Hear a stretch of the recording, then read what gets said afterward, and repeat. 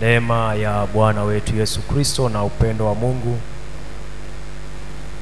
na ushirika wa Roho Mtakatifu ukae pamoja nasi sasa na hata baada ya kulisikia neno la Mungu kutoka Injili kama ilivyoandikwa na mwinjili Yohana Mtakatifu, sura ni ile ya 5 mistari 9 ya mwanzoni.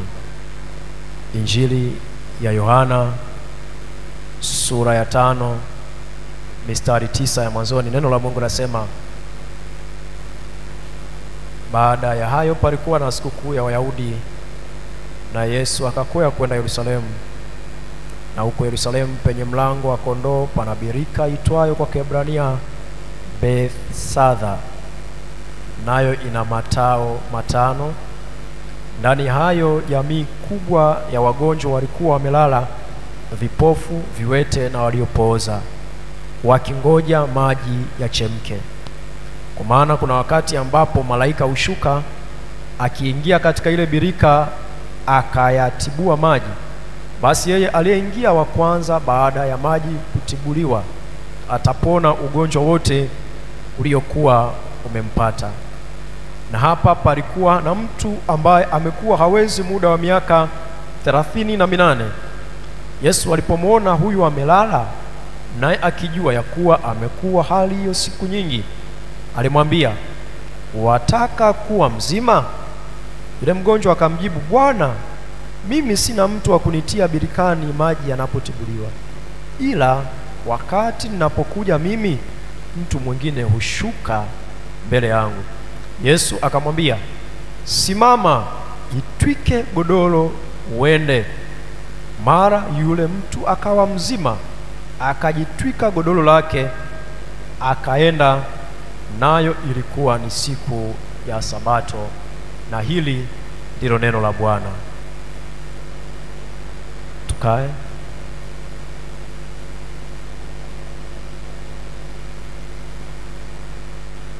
Ndugu zangu, leo ni siku ya Bwana ya 4 kabla ya Pasaka, siku iitwayo kwa Kilatini Oculi. Maana ya neno Oculi ni macho yangu ya mtazama Bwana. Na msingi wa siku hii inatokana na namna ambavyo Mungu alivyokuwa pamoja na watu wake, Mungu alivyokuwa pamoja na taifa la wana wa Israeli.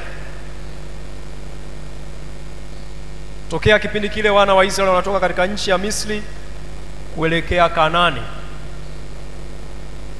historia inatuonyesha katika safari yao walikutana na mambo mengi sana. Walikutana na shida nyingi sana, walikutana na matatizo mengi sana. Na utaona siku chache tu baada ya wana wa Israeli kutoka katika nchi ya Misri, walikuta bahari mbele yao kama kizuizi au kikwazo, lakini nyuma yao maadui wakiwa wanawafuata. Mungu aliwasaidia wakavuka salama, na katikati ya bahari Mungu alitengeneza njia kwa ajili yao, nao wakapita. Lakini pia wana wa Israeli wakiwa jangwani walikutana na changamoto kuu 3. Changamoto ya kwanza ilikuwa ni njaa. Changamoto ya pili ilikuwa ni kiu. Changamoto ya tatu ilikuwa vita. Katika mambo hayo yote Mungu aliwashindia. Katika kila zito walilokuwa wanalipitia, Mungu aliyaondoa matatizo yote. Hata wale waliopata nafasi ya kuingia Kanaani walimkumbuka Mungu aliyewaongoza katika safari yao na kuwasaidia katika mapito yao, katika changamoto zao mpaka kufika hapo. Ndugu zangu, Wayahudi waliadhimisha siku hii ya Oculi kwa kumtazama Mungu aliyewatendea makuu baba zao, lakini Mungu ambaye anaendelea kutenda makuu hata hivi leo katika maisha yao. Nasi kama Wakristo tunapaswa kuadhimisha siku hii kwa kupeleka mahitaji yetu mbele za Mungu, kama asemavyo mwinjili Mathayo katika injili yake sura ya 7 mstari wa 7, anasema, "Ombeni nanyi mtapewa." Ndugu zangu, katika siku hii ya Oculi tumepewa kichwa cha somo kisemacho tumtazame Bwana. aliye tumaini letu. Tuimbe kwa pamoja wimbo namba 308 fungu lile la kwanza, Yesu ni mponya anatupenda.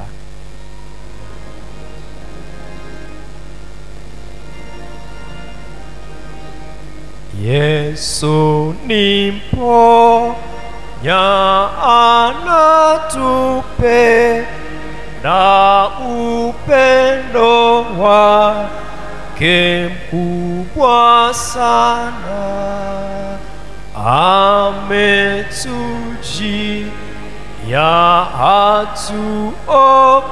atuokoe, atupera ana uzima. Katika sura ya 5 ya Injili ya Mwinjili Yohana inaongozwa na kichwa cha habari kisemacho Yesu aponya katika siku ya Sabato. Yesu aponya katika siku ya Sabato. Mwanzoni mwa sura hii Yesu anaonekana akikwea kwenda Yerusalemu kushiriki sikukuu ya Wayahudi. Akiwa huko alienda pia kwenye bilika lililoitwa kwa Kiebrania Bethsatha. Maana ya neno hili ni nyumba ya wema. Na Biblia inatuonyesha ndani ya nyumba hii palikuwa na bilika lenye matao 5. Inawezekana wakati unasoma neno hili ukawa unajiuliza bilika ni nini na matao ni nini? Ninafahamu kipo kifaa kinachoitwa birika ambacho kila mmoja hapa anakifahamu. Tumekizoea na tunakijua kifaa hiko kwamba kinatumika kuhifadhi maji au chai. Lakini birika linalozungumziwa hapa lina maana ya bwawa, lina maana ya dimbwi dogo. Na kwa Kiingereza wameliweka neno zuri, pool. Ukisoma Biblia utaona yalikuwemo mabirika mengi sana, yalitengenezwa na yalikuwa na kazi zake. Mfano birika ambalo Yakobo alilitengeneza katika Mwanzo sura ya 30 mstari wa 38, maneno ya Mungu yanasema, akazisimamisha fito hizo alizozibambua katika mabirika ya kunyweshea maji, pale walipokuja wanyama wanywe, wakachukua mimba walipokuja kunywa. Lakini pia yalikuwemo mabirika iliyotumika kuhifadhia maji kwa matumizi ya kawaida. Mwanzo 37 mstari wa 23, ikawa Yusufu walipofika kwa ndugu zake, wakamvua kanzu yake, kanzu ile ndefu aliyoivaa, wakamtupa katika birika, na hiyo birika ilikuwa tupu, hamna maji. Lakini ukiendelea kusoma Agano la Kale utaona mabirika mengi yalitengenezwa kwa ajili ya kuogea na kunawia. Mfano wa hayo ni yale yaliyotengenezwa katika hema ya Mungu maalum kwa ajili ya makuhani kujisafisha kabla ya kuingia ndani ya hema au nyumba ya Mungu kufanya kazi ya kikuhani. Utasoma kwa muda wako kitabu cha Kutoka sura ya 30 mstari wa 17 hadi ule mstari wa 20. Sasa haya ni mabirika ambayo yalikuwa katika Agano la Kale na tumeona kazi zake katika Agano la Kale. Lakini ukisoma Agano Jipya utaona Biblia inazungumza juu ya mabirika makubwa mawili. Birika la kwanza ni hili ambayo tumelisoma katika Injili ya Yohana sura ya 5, birika la Bethsatha. Lakini birika la pili ni birika la Siloam. Kwenye Injili ya Yohana sura ya 9 mstari wa 7 utaona birika hilo. Sasa baada ya kuona maana ya birika na kazi zilizokuwa zinafanyika katika birika, hebu tuone maana ya neno matao. Matao ni nini? Ndugu zangu, matao ni nguzo zilizosimamishwa kuzunguka birika. Birika hili lilizungukwa na haya matao na hizi nguzo, na nafasi ili kuwepo kati ya nguzo moja na nyingine. na ile nafasi iliyokuwepo kati ya nguzo moja na nguzo nyingine ilitumiwa kama lango la kuingilia katika birika hilo. Kwa hiyo Yesu anapoingia katika nyumba hii ya wema, ama nyumba hii iliyoitwa kwa Kiebrania Bethsaida, Yesu anamuona mgonjwa aliyeumwa kwa kipindi cha miaka 38. Yesu anapomuona mtu huyu anamuuliza swali muhimu. Anamuuliza yule mgonjwa, "Je, wataka kuwa mzima?" Mgonjwa naye anajibu, "Mimi sina mtu wa kunitia birikani maji yanapotibuliwa, ila wakati ninapokuja mimi, mtu mwingine hushuka mbele yangu." Yesu aliposikia haya, alimwambia yule mgonjwa, "Simama, jitwike godoro lako uende." Na yule mgonjwa akasimama, akajitwika godoro lake, akaenda, mara akawa mzima. Lakini Yesu alifanya uponyaji huu siku ya Sabato. Katika neno hili na simulizi hii tunajifunza nini? Jambo la kwanza, Yesu anatujua na anajua shida zetu. Yesu anatujua na anajua shida zetu. Yesu alimjua mgonjwa huyu na alijua shida aliyokuwa nayo. Kwa muda wa miaka 38 aliteseka na ugonjwa huu. Yesu anachotamani katika maisha yetu hata hivi leo, anatujua na anaona shida zetu. Anachotamani ni sisi kusimama na macho yetu kumtazama yeye. Tunapomtazama yeye ambaye ndiye chanzo cha uponyaji wetu na ushindi wetu, Yesu anafanya hayo. Zaburi ya 121 mistari miwili ya mwanzoni, mtunga zaburi anasema hivi, "Nitayainua macho yangu nitazame milima, msaada wangu unatoka wapi?" Anajijibu mwenyewe, msaada wangu unatoka kwa Bwana aliyezifanya mbingu na nchi. Jambo la pili, Mungu ana njia nyingi za kuwasaidia watu wake. Mungu hana njia moja ya kumponya mtu. Mungu ana njia nyingi za kumsaidia mtu. Na ndio maana hata kama watu wakifunga mlango huu, Mungu atafungua mlango mwingine. Wakifunga kulia, Mungu atafungua kushoto. Wakifunga kushoto, Mungu atafungua kulia. Wakiziba pande zote, Mungu atafanya njia mahali ambapo watu hawatategemea.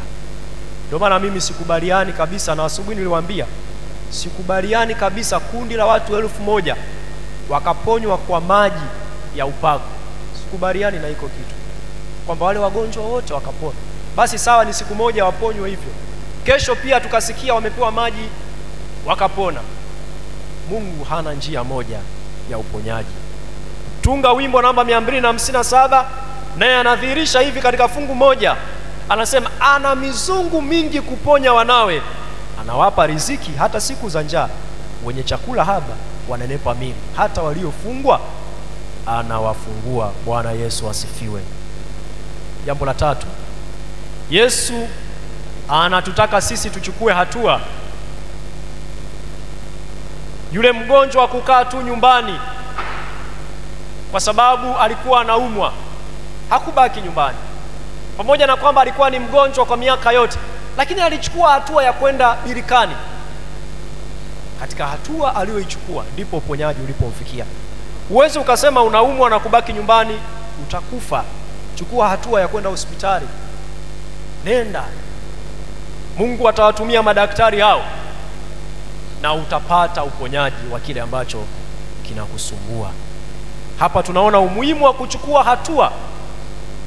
Na asubuhi niliwaambia ningekuwa nawafundisha vijana ambao wanafanya maombi ili waweze kuoa na kuolewa, ningechomekea neno hili kwa kuambia, unapoomba ukimaliza, usikae nyumbani kusubiri mtu aje au mchumba atokee hapo, kwa sababu nyumbani hautaonekana. Maana ndani yako au ndani ya nyumba yenu kuna makochi na TV, havitakuona. Toka nje ili watu wakuone. Bwana Yesu asifiwe. Jambo la 4, sheria ya Mungu na utaratibu wa Mungu mwanadamu hawezi kuingilia. Yesu alifanya uponyaji siku ya Sabato. Masadukayo na waandishi baadaye walijiuliza kwa nini amefanya hivyo. Lakini Mungu akitaka kufanya jambo hafungwi na taratibu. Mungu anafanya jambo kwa wakati wake, kwa muda wake, na hayupo mtu wa kumzuia Mungu kufanya jambo. Kwa hiyo utaratibu wa Mungu mwanadamu hawezi kuingilia. Usiseme kwa nini leo kimefanyika hivi, ni Mungu kataka kifanyike hivyo. Hauwezi kuingilia utaratibu wa Mungu. Jambo la 5, hapa tunaona upendo na huruma. Yesu akimhurumia mgonjwa huyu. Nasi tunaitwa hasa katika kipindi hiki cha Kwaresma tuidhihirishe huruma ya Mungu kwa watu kwa kufanya matendo ya huruma. Yesu alimhurumia huyu mtu, aliteseka kwa muda mrefu. Nasi kwa nafasi zetu tuwahurumie watu. Wako watu ambao wanateseka katika shida mbalimbali. Wako watu ambao hata chakula kwao ni kazi kubwa. Tunapowahurumia, tunapowatendea mambo mema, tunadhihirisha upendo wa Yesu katika maisha yao. Mwisho nimalize kwa kusema, tunapomtazama Yesu au macho yetu yanapomtazama Yesu, Yesu anatubariki, Yesu anatuponya, Yesu anatuinua, Yesu anatusaidia. Mungu alibariki neno lake tangu sasa na hata milele.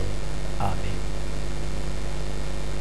Yesu ni mponya, anatupe na upendo wake mkubwa sana.